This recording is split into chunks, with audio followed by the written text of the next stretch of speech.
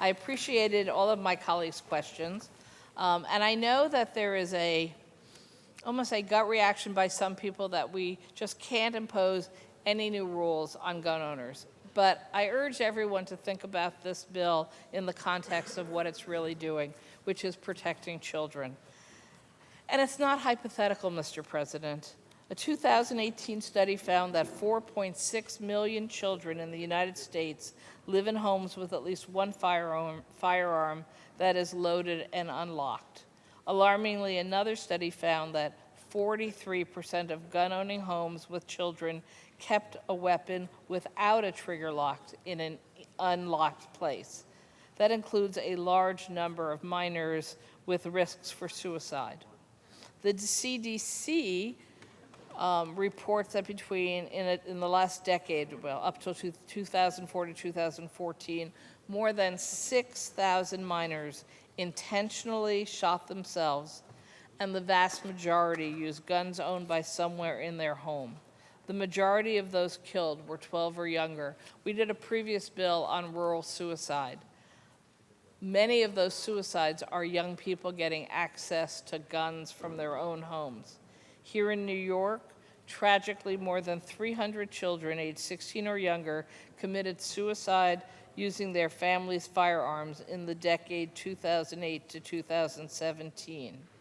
And the CDC also reports that roughly 20,000 children in the United States were killed or seriously injured in accidental shootings from 2005 to 2014.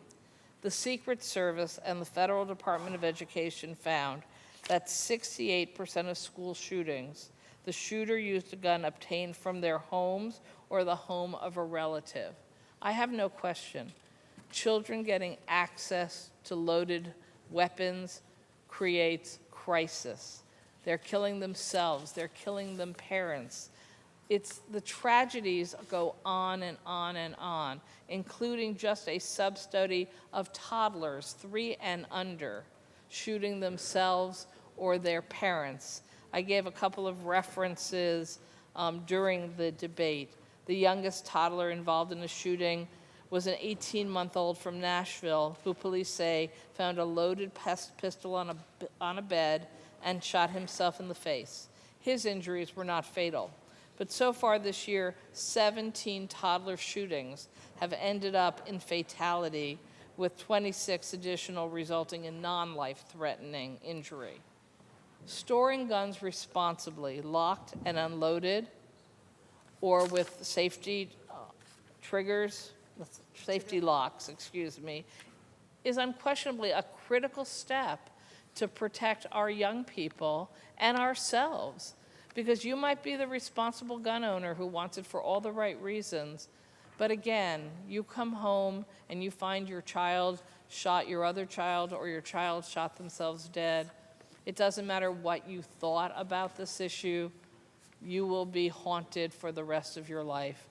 Or as in one example in the story in South Carolina, when 2-year-old Kyrie Myers found a loaded gun at his home and fatally shot himself in the head.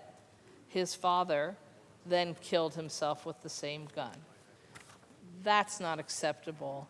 And all we're asking for is to ensure that people who have children in their homes keep themselves and their children protected from unintended uses of those guns. I hope my colleagues will join me in voting yes. Thank you, Mr. President.